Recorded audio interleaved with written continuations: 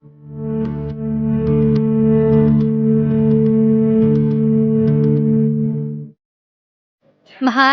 mag-iingat ka ha. Oo naman, mahal. Huwag ka nang umiyak. Mas lalo lang ako mahihirapang umalis niyan. Hindi ko lang talaga kasi maiwasan. Ngayon lang kasi tayo maghihiwalay ng ganito katagal. Mahal, pangako mo ha. Babalikan mo ko. Oo, mahal. Pangako ko yan. Babalik ako. Lahat ng gagawin ko doon para sa'yo. Para sa atin. Miguel, mag-iingat ka ron ha. Alam kong hindi madali ang tatahakin mo. Maraming salamat po sa paghatid sa akin dito, Tita Nerissa. Nangangako po ako kahit gaano pa katagal, babalikan ko po si Lena. Sige anak, basta tandaan mo. May 2 taong naghihintay sa'yo rito. Mag-iingat ka palagi. Mahal, hindi ko alam kung kakayanin ko to. Na mahal. Isipin mo na lang bawat araw na lumilipas, mas mapapabilis sa pagbalik ko sa'yo. Talaga bang para sa atin lahat ng to? Oo naman. Mag-iipon ako para pagbalik ko, hindi na tayo mahihirapan. Magkakaroon na tayo ng sarili nating bahay. Sarili nating buhay. Hihintayin kita kahit gaano katagal. Miguel, kailangan mo na yatang pumasok. Baka maiwan ka pa ng eroplano. Opo, tita. Salamat po. Mahal, babalik ako. Mahal na mahal kita. Mahal na mahal din kita.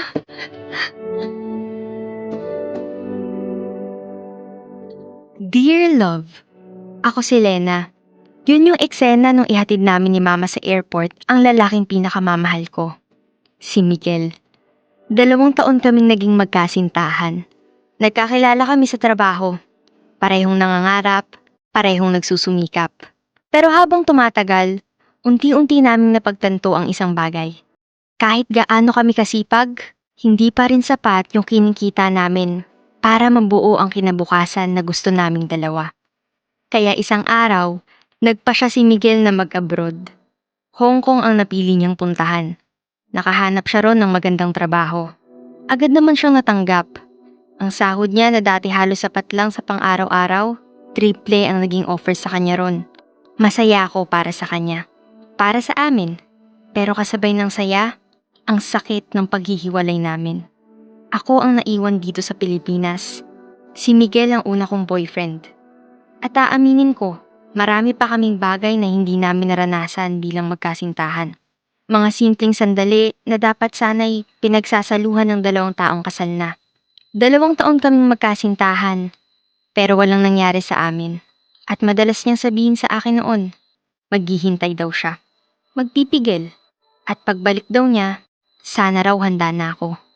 Handa, hindi lang sa pagmamahal, kundi sa susunod na yugto ng relasyon namin. Lumipas ang 3 taon. 3 taon ng paghihintay. 3 taon ng pangungulila. 3 taon na puro tawag sa telepono at video call ang naging sandalan ng pagmamahalan namin. At nung pabalik na si Miguel, hindi ako mapakali. Halo-halo ang nararamdaman ko. Nai-excite ako, kinakabahan, at sabik na sabik. Gustong-gusto ko na siyang makita, mahawakan, mayakap ng mahigpit. Pero higit sa lahat, may isang tanong na paulit-ulit sa isip ko. Pagkatapos ng 3 taon, ganun pa rin kaya yung pagmamahal niya para sa akin?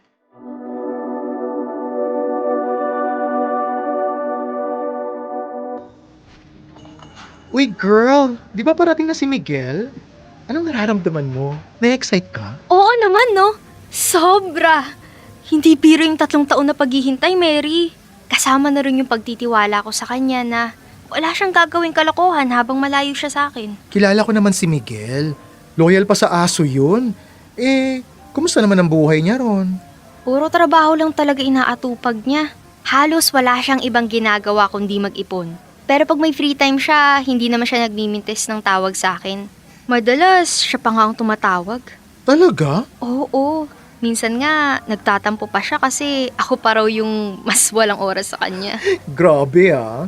Bilib talaga ako dyan kay Miguel. Kapag committed talaga yan, committed hanggang buto. Panis ang distansya. Oo, Mary. At alam mo ba, madalas na rin yung nababanggit ang kasal. Hala! Sa true? Oo, parang may balak na nga siyang mag-propose pag uwi niya eh. Ay girl, target lock na talaga dyan kay Miguel. Ikaw na talaga ang gustong mapangasawa niyan. Hindi tulad ng ibang lalaki. Malayo lang ng konti sa jowa, may kapalit na agad. Pero may napansin akong nagbago kay Miguel. Ano yun? May mga pinapahiwatig siyang gusto niyang gawin namin pagbalik niya. Tulad ng? Yung... alam mo na. Seryoso? Don't tell me, wala pang nangyayari sa inyo. Wala pa, no? Sinabi ko kasi sa kanya dati na ayoko pa. Alam mo naman, wala pa akong experience sa mga ganong bagay. Eh ngayon, ano bang nararamdaman mo tungkol doon? Sa tingin ko, ready na ako. OMG! Balitaan mo ako, girl, sa first time mo, ha? Natatakot na nga yung tao. Gusto mo pa magpakwento. Tsaka, baka kasi mali yung magawa ko. Ano mo yun? Baka hindi ko alam kung anong gagawin. Ano ka ba? Si Miguel na bahala ron. Sigurado ako alam niya kung ano mga dapat gawin. Okay. Ay, by the way, kailan nga ulit uwi ni Miguel? Sa Sabado na.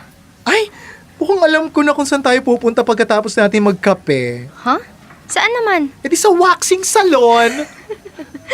Sira ka talaga. Girl, preparation yon.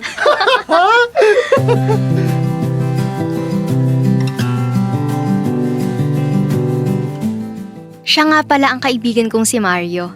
Mary Lou for short. Mabalik tayo kay Miguel. Matapos ang 3 taon ng pagtitiis at paghihintay, dumating na rin yung araw na muli kong nayakap si Miguel. Ako mismo ang sumundo sa kanya sa airport. Habang naghihintay ako sa may arrival area, hindi mapakali ang puso ko. Para akong kinakabahan. Nanginginig ang mga kamay ko nun. Halo-halo ang nararamdaman ko. Excited, masaya, at may konting kaba. 3 taon kaming hindi nagkita. 3 taon na puro boses lang niya sa telepono ang naririnig ko. Sa maliit na screen ng cellphone ko lang nakikita ang mukha niya. Nung makita ko siya sa wakas na lumabas sa arrival gate, parang tumigil ang mundo ko sandali. Maraming nagbago kay Miguel. Mas lumaki ang pangangatawan niya. Mas naging makisig ang tindig. Pumuti rin ang balat niya. At mas halata ang kumpiyansa sa bawat hakbang niya. Pero higit sa lahat, nakita ko agad sa mga mata niya ang isang bagay na hindi nagbago. Ang pagmamahal niya para sa akin. Malayo pa lang siya, ramdam ko na agad ang saya niya. Para bang gusto na rin niyang tumakbo papunta sa akin. At nang sa wakas nagkalapit na kami, di na ako nagdalawang isip. Niyakap ko siya ng mahigpit.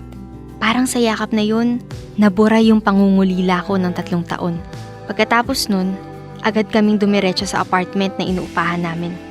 Oo, habang nasa ibang bansa si Miguel, lumipat na ako ng tirahan. Siya ang nagbabayad ng renta. Gusto niya raw kasi na pag uwi niya, may sarili na kaming lugar. Isang lugar na kaming 2 lang. Sabi pa niya, parang paghahanda na rin daw yon sa susunod na hakbang ng relasyon namin, ang pagpapakasal namin. At habang papunta kami sa apartment na yon, hindi ko maiwasang isipin ang isang bagay. Matapos ang 3 taong paghihintay, yun na kaya ang simula ng bagong yugto ng buhay naming 2.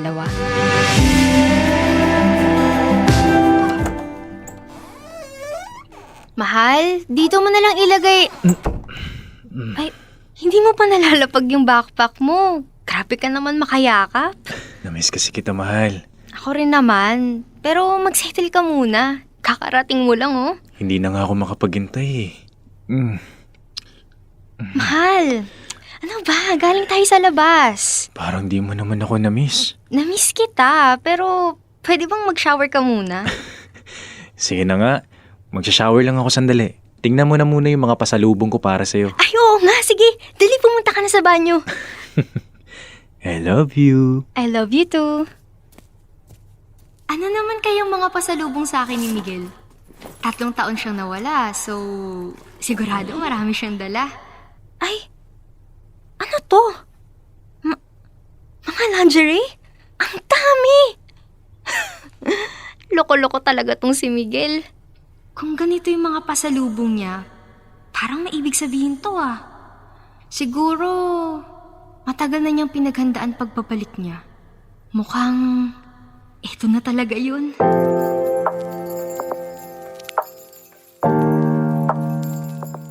Kinagabihan ng araw na yun, nagamit ko na agad yung mga pasalubong ni Miguel sa akin. Matapos ang 3 taong paghihintay, ibinigay ko na rin yung something na matagal na niyang inaasam. Handa na rin naman akong ibigay yun sa kanya. Hindi ko maipaliwanag yung naramdaman ko nung gabing yun. Pero may isang bagay akong napansin. Parang sanay na sanay ang galawan ni Miguel. Para bang alam na alam niya kung paano ako pakalmahin, kung paano ako patawanin, at kung paano ako gagawing komportable. Matapos nung unang nangyari sa amin, nasundan agad yun ng isa pa. Aaminin ko, hindi ko rin inaasahan na magiging ganun kami kasabik sa isa't isa. Pero di ko napaghandaan. Matapos yung gabing may mangyari sa amin, halos araw-araw nang gusto ni Miguel na maikama ako. Sa una, iniisip ko na baka dala lang yun ng pananabik matapos ang 3 taong paghihiwalay. Good morning! Good morning, mahal. Pakis nga. Wow, ang sweet naman. May morning kiss pa. Mahal, sandali lang. Hindi pa ako nakakapag-toothbrush. Okay lang yan, mahal. Walang kaso sa akin. Hindi ako komportable. Isa pa, di ba nakatatlo tayo kagabi? Ano, gusto mo na namang umisa ngayong umaga? Mahal naman. 3 taon ako nagtiis. Pagbigyan mo na ako. Ilang taon kong tinago tong gigil ko sa'yo. Sige na nga. Pero please, wala mo ng kiss, okay? Naku-conscious ako eh. Okay, sige. Tsaka, request ko nga pala. Dahan-dahan naman, mahal. Feeling ko, tatrangkasuhin ako dahil sa'yo eh. Promise, mahal. Kakalmahan ko lang.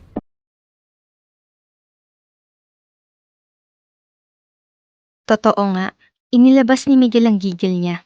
Sa una, tuwang-tuwa pa ako. Ramdam na ramdam ko pagmamahal niya. Naghuhumiyaw sa pagmamahal bawat yakap, bawat halik, bawat titig.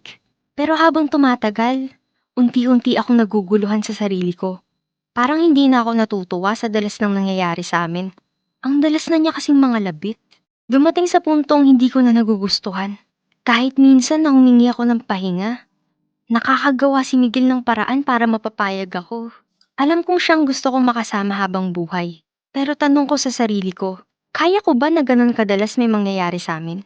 Ayun na nga, dumating yung araw na nagkasakit ako.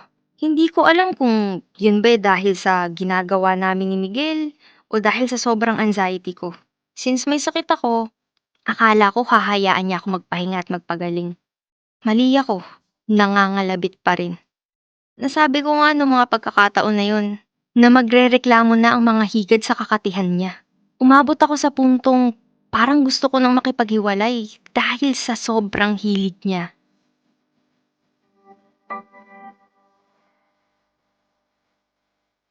Ito, mahal. Inumin mo muna tong hot calamansi juice. Salamat, mahal. Pagaling ka kaagad, ha? Ang hirap magkasakit ngayon. Kaya nga eh. Pwede mo naman ituloy lakad yun ng mga kaibigan mo kung sakali. Kaya ko naman alagaan sarili ko dito sa bahay. Pwede naman kaming lumabas sa susunod. Dito lang ako. Aalagaan kita. Salamat. I love you, mahal. I love you too. Miguel, sandali. Bakit, mahal? Anong problema? May sakit ako, di ba? Alam ko na kung saan papunta yung mga halik mo eh. Ay, naku, sige na. Mahal, kahit isa lang. Huy, may sakit ako. Hindi mo ba kaya na pagpahingahin ako? Mas okay nga yun eh. Mas mainit katawan. Ano ba, Miguel? Wala ka na bang ibang naiisip kundi galawin ako? May sakit ako! Ano? Sadista lang? Sadista lang? May sakit na yung tao, gusto mo pa rin galawin? Ayaw pa awat? Hindi mo naman kailangan sumigaw. Matagal ko ng problema sa'yo yan sa totoo lang. Mula nung dumating ka, wala kang ibang ginawa kundi yayain ako sa kama. Bago matulog, pagkagising, kahit saan ka abutan. Kahit minsan labag sa loob ko, tinutuloy mo pa rin eh. Mahal, namiss lang naman kita eh. Hindi mo na kinokontrol yung sarili mo, Miguel. Ano? Parang ginagawa mo na lang akong parausan. Hindi naman ganun yun. Alam mo ba, minsan iniisip ko na makipaghiwalay sa'yo? Ha? Ihiwalay mo ko? Oo! Lalo na sa mga panahong ayaw mong magpaawat. Sorry, mahal. Sinubukan kong intindihin ka. Pinagbigyan kita dahil baka iwan mo ako kung tatanggi ako. Mahal, hindi ko alam na ganun palang nararamdaman mo. Sorry talaga. Pwes ngayon, alam mo na!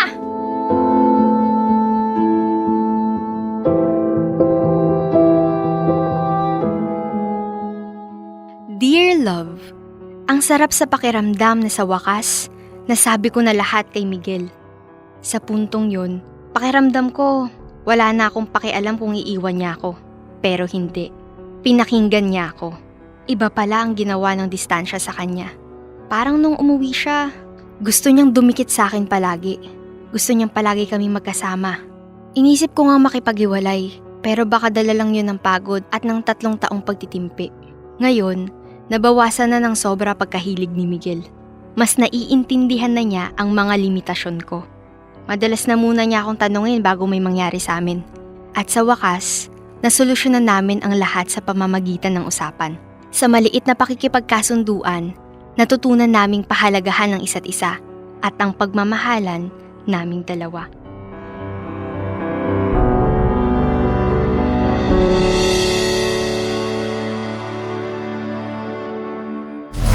Metro's #1 Love Radio.